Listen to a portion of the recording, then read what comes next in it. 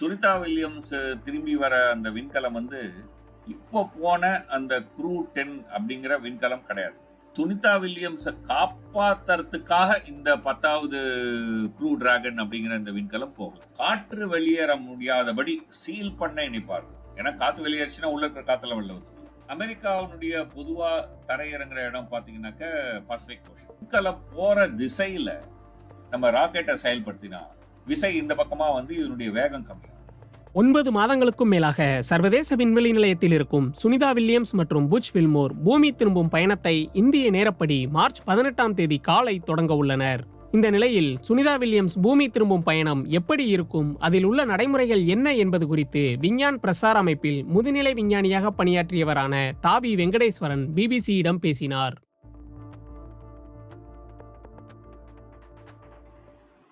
இப்போ சுனிதா வில்லியம்ஸ் திரும்பி வர அந்த விண்கலம் வந்து இப்போ போன அந்த க்ரூ 10 அப்படிங்கிற விண்கலம் கிடையாது. 6 மாதத்துக்கு முன்னாடி க்ரூ 9 அப்படின்னு சொல்லக்கூடிய ஒரு விண்கலம், க்ரூ 9 டிராகன் விண்கலம் வந்து சர்வதேச விண்குடில், அதாவது இன்டர்நேஷனல் ஸ்பேஸ் ஸ்டேஷனை போய் சேர்ந்தது.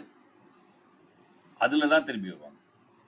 அப்போ கீழேருந்து மேலே போகும்போது, அதாவது பூமியிலிருந்து விண்வெளிக்கு போகும்போது 2 பேர் அதில் போனாங்க. 2 இருக்கைகள் காலியாக வச்சு எடுத்துகிட்டு போனாங்க. ஏன் காலியாக எடுத்துகிட்டு போனாங்கன்னா இவங்களை திருப்பி கூப்பிட்டு வரதுக்காக தான். ஸோ அந்த 2 பேர் மேலே போனாங்க. இப்போ சுனிதா வில்லியம்ஸ் இவங்களோட சேர்ந்து அந்த மொத்தம் 4 பேரும் அந்த க்ரூ 9 அப்படிங்கிற அந்த விண்கலத்தில் தான் திரும்பி வருவாங்க. ஸோ அந்த விண்கலம் கடந்த 6 மாதமாக இன்டர்நேஷ்னல் ஸ்பேஸ் ஸ்டேஷன்லேயே தான் பார்க் பண்ணியிருக்கு. இதை வந்து நம்ம இப்படி புரிஞ்சுக்கலாம்.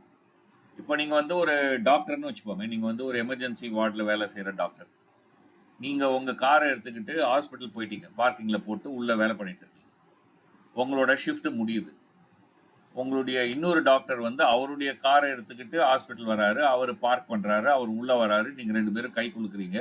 நீங்கள் வந்து 11வது பெட்டில் இருக்கிற ஆள் வந்து கொஞ்சம் பார்த்துக்கப்பா, அவர் வந்து கொஞ்சம் இதுவாக இருக்கிறாரு, 22 வந்து இதாகிடுச்சு, வெக்கெட் ஆகிட்டாங்க அப்படின்லாம் உங்களுக்கு வந்து ஹேண்ட் ஓவர் பண்ணுவீங்க இல்லையா, உங்கள் எமர்ஜென்சி வார்டை ஹேண்ட் ஓவர் பண்ணிவிட்டு நீங்கள் வந்து உங்கள் காரில் ஏறி திரும்பி வருவீங்க. அவ்வளோதான். ஸோ சுனிதா வில்லியம்ஸை காப்பாற்றுறதுக்காக இந்த 10வது க்ரூ டிராகன் அப்படிங்கிற இந்த விண்கலம் போகல. 4 பேரை கூட்டிகிட்டு போயிருக்கு. அந்த 4 பேருக்கு இப்போலேருந்து ஷிஃப்ட்டு ஸ்டார்ட் ஆகுது. இன்னும் 6 மாதம் அவங்க வேலை செய்யணும். ஒவ்வொரு டீமும் வந்து 6 மாதம் அங்கே இருக்கணும். அப்படி தான் வந்து சுனிதா வில்லியம்ஸ் தன்னுடைய பணியை முடிச்சுட்டு திரும்பி வராங்க.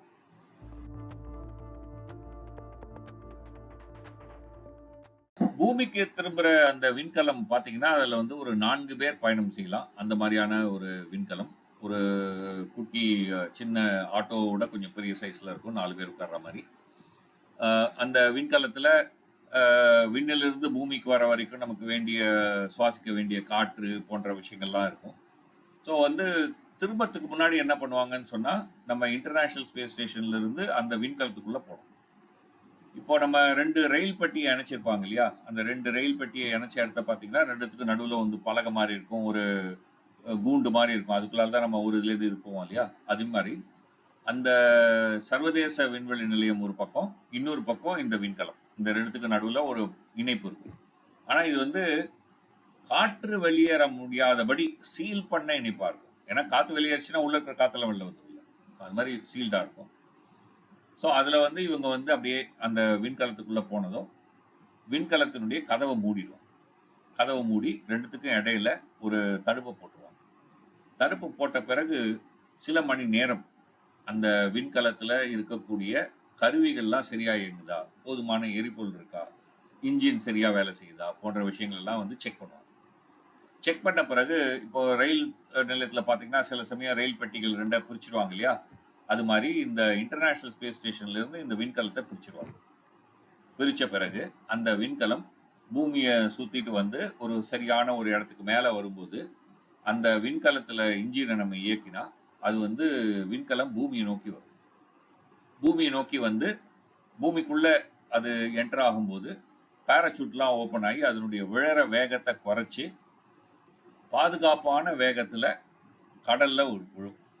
கடலில் விழுந்ததும் அதை சுற்றி இருக்கக்கூடிய பகுதியிலிருந்து பலூன் மாதிரியான ஒன்று காற்று வந்து அது வந்து அப்படியே மிதக்கும். அப்போ வந்து ஒரு கப்பலில் அங்கே போய் அதுக்குள்ளே இருக்கிறவங்களெல்லாம் கப்பலுக்குள்ளே ஏற்றிப்பாங்க. இதுதான் வந்து நடக்கிற விஷயம். இப்படி தான் வந்து தரை இறங்குற செய்தி. அமெரிக்காவினுடைய விண்கலம் இப்படி இறங்கும். ரஷ்யாவது வந்து கடல்ல இறங்காது, பாலைவனத்தில் இறங்கும். ஆனால் மற்ற விஷயங்களும் அதே மாதிரி தான்.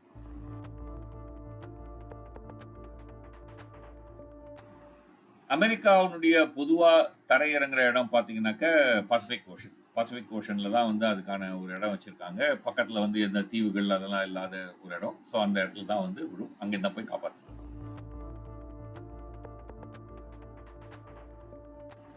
ஹேட்ச் க்ளோசிங் அப்படின்னா என்ன அர்த்தம் அப்படின்னு சொன்னாக்க, அந்த இன்டர்நேஷ்னல் ஸ்பேஸ் ஸ்டேஷனுக்கும் அந்த விண்கலத்துக்கும் இடையில ஒரு கதவு இருக்கும். அந்த கதவு தான் ஹேட்ச். அந்த கதவை மூடிட்டோம்னாக்க ரெண்டுத்துக்கும் இடையில வந்து காற்று போகாதபடிக்கு வந்து ஒரு தடுப்பு வந்துடும். ஸோ நம்ம பிரிஞ்சு வந்துடலாம். அதுதான் வந்து ஹேட்ச்.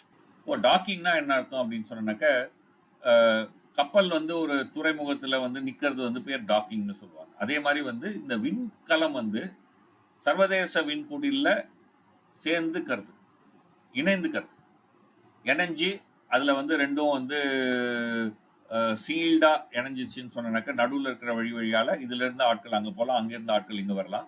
அந்த மாதிரியான ஒரு பாதை ஏற்படுத்துறது தான் டாக்கிங். இது அப்படியே பிரிச்சா தான் அன்டாக்கிங். அதாவது இப்போ சேர்ந்துருக்கு, அது அன்டாக்கிங். ஸோ அன்டாக்கிங் பண்ணால் தான் நீங்கள் பூமிக்கு வர முடியும். இப்போது நம்ம வந்து ஒரு குறிப்பிட்ட உயரத்தில் நம்ம வந்து விண்கலம் சுற்றுதுன்னு வச்சுக்கோங்க. அந்த விண்கலத்தினுடைய வேகத்தை அதிகரிச்சிங்கன்னா விண்கலத்தினுடைய உயரம் அதிகமாகிடும்.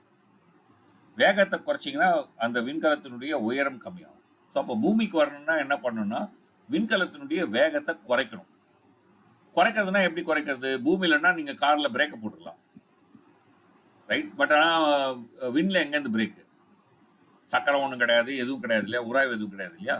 அப்போ என்ன பண்ணணும்னா விண்கலம் போகிற திசையில் நம்ம ராக்கெட்டை செயல்படுத்தினா விசை இந்த பக்கமாக வந்து இதனுடைய வேகம் கம்மியாகும். அது பேர் தான் டிஆர்பிட் பர்ன். அந்த பர்ன்னா அந்த ராக்கெட்டை ஃபயர் பண்ணதுக்கு தான் பர்ன்னு பேர். அந்த டிஆர்பிட் பர்ன்னா விண்கலம் போகிற அதே திசையில் நம்ம வந்து ராக்கெட்டை செயல்படுத்துகிறோம். விண்கலத்தை மேலே அனுப்பும்போது நம்ம எந்த டைரக்ஷனில் போகணுமோ அதுக்கு எதிராக ராக்கெட்டை செயல்படுத்துகிறோம் இல்லையா. அப்படி இல்லாமல் இது வந்து அதே டைரக்ஷனில் செயல்படுத்துகிறோம். அதான் ஸ்பிளாஷ் டவுன்னா ஒன்றும் இல்லைங்க. அந்த விண்கலம் வந்து பூமியில் வந்து கல் மாதிரி விழும்போது வந்து பேராஷூட்லாம் ஓப்பன் ஆகி 4-5 விதமான பேராஷூட்லாம் ஓப்பன் ஆகி வேகத்தை மட்டுப்படுத்தும். அந்த மட்டுப்படுத்தின அந்த விண்கலம் வந்து ஒரு குறிப்பிட்ட வேகத்தில், அதாவது வந்து உடையாத ஒரு வேகத்தில், பாதுகாப்பான ஒரு வேகத்தில் தண்ணியில் வந்து விழும். கடல் தண்ணியில் விழும். அப்போ வந்து ஸ்பிளாஷ் ஆகும்ல தண்ணி, அது பேர் தான் ஸ்பிளாஷ்.